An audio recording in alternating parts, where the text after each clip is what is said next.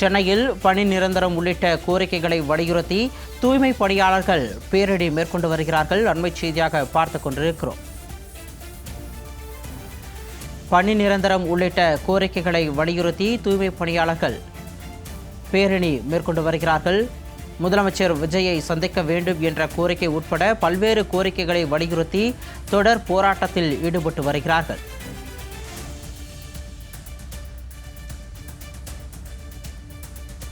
முதலமைச்சர் விஜயின் எம்எல்ஏ அலுவலகம் அமைந்திருக்கக்கூடிய பெரம்பூர் சட்டமன்ற அலுவலகத்தை முற்றுகையிட முயன்று நேற்று கைது செய்யப்பட்ட நிலையில் இன்று மீண்டும் போராட்டத்தை தொடர்கிறார்கள்.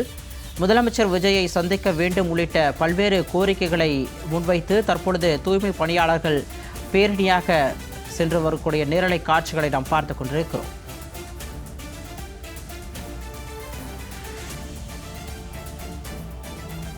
பணி நிரந்தரம், மகப்பேறு விடுப்பு, ஊதிய உயர்வு உள்ளிட்ட பல்வேறு கோரிக்கைகளை முன்னிறுத்தி முதலமைச்சர் விஜயை நேரில் சந்திக்க வேண்டும் என வலியுறுத்தி தூய்மை பணியாளர்கள் தற்பொழுது பேரணியாக சென்று வரக்கூடிய நேரலை காட்சிகளை பார்த்து கொண்டிருக்கிறோம். களத்திலிருந்து இணைகிறார் எமது செய்தியாளர் லாவண்யா. வணக்கம் லாவண்யா. தூய்மை பணியாளர்கள் பணி நிரந்தரம் உள்ளிட்ட பல்வேறு கோரிக்கைகளை முன்னிறுத்தி தற்பொழுது பேரணியை தொடங்கியிருக்கிறார்கள். தற்பொழுது பேரணி எந்த இடத்தில் நடைபெற்று வருகிறது, அவர்களுடைய முக்கியமான கோரிக்கைகள் குறித்த விரிவான விவரம்? வணக்கம் சிகாமணி. இன்று சென்னை குறளகம் பகுதியில் தூய்மை பணியாளர்கள் தொடர்ந்து பேரணியாக நடந்து சென்று கொண்டிருக்கிறார்கள். பல்வேறு முழக்கங்களை எழுப்பிக் கொண்டு அந்த பேரணியானது தொடர்ந்து நடைபெற்று வருகிறது. தூய்மை பணியாளர்களினுடைய மிக முக்கிய கோரிக்கையாக இருப்பது தங்களை பணி நிரந்தரம் செய்ய வேண்டும் என்பதுதான். ஏனென்றால் கடந்த கால ஆட்சியின் பொழுது கூட 10 ஆண்டுகளுக்கு மேலாக தூய்மை பணியாளர் பணியில் ஈடுபடக்கூடியவர்களை பணி நிரந்தரம் செய்வோம் என ஒரு வாக்குறுதி அளித்தனர். ஆனால் வாக்குறுதி என்பது தேர்தல் வாக்குறுதியில் மட்டும்தான் இருந்ததே தவிர செயல்பாட்டில் இல்லை. இதன் காரணமாக தொடர்ந்து சென்னை மாநகராட்சியினுடைய தலைமை அலுவலகமான ரிப்பன் மாளிகையினுடைய வாயிலில் தொடர்ந்து தூய்மை பணியாளர்கள் இரவு பகலாக உண்ணாநிலை போராட்டத்திலும் அதே போல தொடர் போராட்டத்திலுமே ஈடுபட்டு வரக்கூடிய அந்த காட்சிகளை எல்லாம் நாம் கண்டோம்.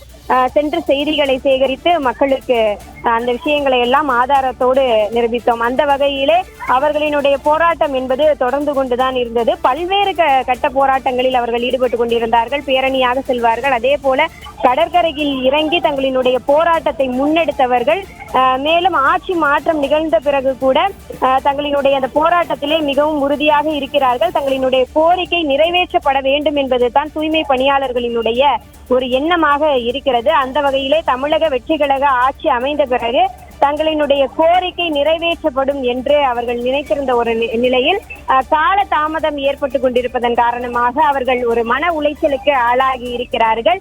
தமிழக வெற்றி கழகத்தினுடைய தலைவராக இருந்த பொழுது விஜய் எங்களை அழைத்து சந்தித்தார். ஆனால் தமிழகத்தினுடைய முதலமைச்சர் ஆன பிறகு எங்களை ஏன் அழைத்து சந்தித்து பேச மறுக்கிறார் என்ற கேள்வியை அவர்கள் எழுப்புகிறார்கள். தொடர்ந்து 5வது நாளாக இந்த போராட்டமானது நடந்து வருகிறது. தற்பொழுது குறளகம் பகுதியில் போக்குவரத்து நெரிசல் காணப்படுகிறது. போக்குவரத்து மாற்றப்பட்டிருக்கிறது. தூய்மை பணியாளர்கள் தங்கள் கைகளில் தங்களினுடைய கொடிகளை ஏந்தி கொண்டு அரசுக்கு எதிரான கோஷங்களை எழுப்பிக் கொண்டு தங்களினுடைய கோரிக்கையை முன்னிறுத்தி முழக்கங்களை எழுப்பிக் கொண்டு அந்த தொடர் போராட்டத்துல ஈடுபட்டு வராங்க.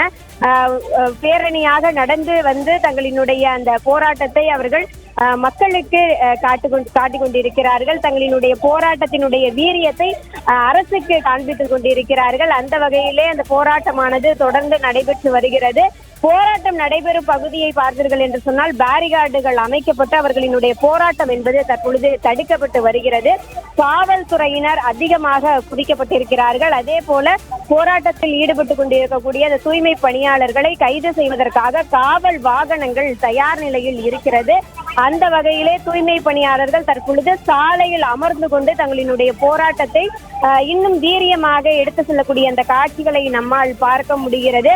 கோரிக்கைகள் நிறைவேற்றப்பட வேண்டும். அதாவது மிக முக்கியமான கோரிக்கை தூய்மை பணியாளர்களை பணி நிரந்தரம் செய்ய வேண்டும் என்பதுதான். அடுத்ததாக தமிழக முதலமைச்சர், துறை சார்ந்த அமைச்சரும் தமிழக முதலமைச்சர் என்ற வகையிலே அவர் தங்களை அழைத்து பேச வேண்டும். மேலும் 3500க்கும் மேற்பட்ட உறுப்பினர்களை கொண்ட அந்த தூய்மை பணியாளர்களினுடைய சங்கத்திற்கு ஒரு யூனியன் அலுவலகம் அமைத்து தர வேண்டும் உள்ளிட்ட பல்வேறு கோரிக்கைகளை வலியுறுத்தி தற்பொழுது அவர்கள் பேரணியாக ஈடுபட்டு சாலையில் அமர்ந்து போராட்டத்தை நடத்தி வருகிறார்கள். அவர்களை காவல்துறையினர் தற்பொழுது கைது செய்யக்கூடிய அந்த கைது நடவடிக்கைகளில் ஈடுபட்டு வருகின்றனர்.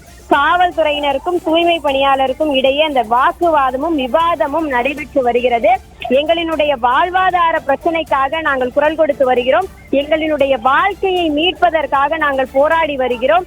எங்களினுடைய குடும்பத்தினுடைய அந்த வாழ்விற்காகவும் எதிர்கால தேவைகளுக்காகவும் நாங்கள் போராட்டத்தில் ஈடுபட்டு. தூய்மை பணியாளர்களின் பேரணி போராட்டம் தொடர்பான விரிவான விவரங்களோடு இணைப்பில் வந்தமைக்கு நன்றி லாவண்யா.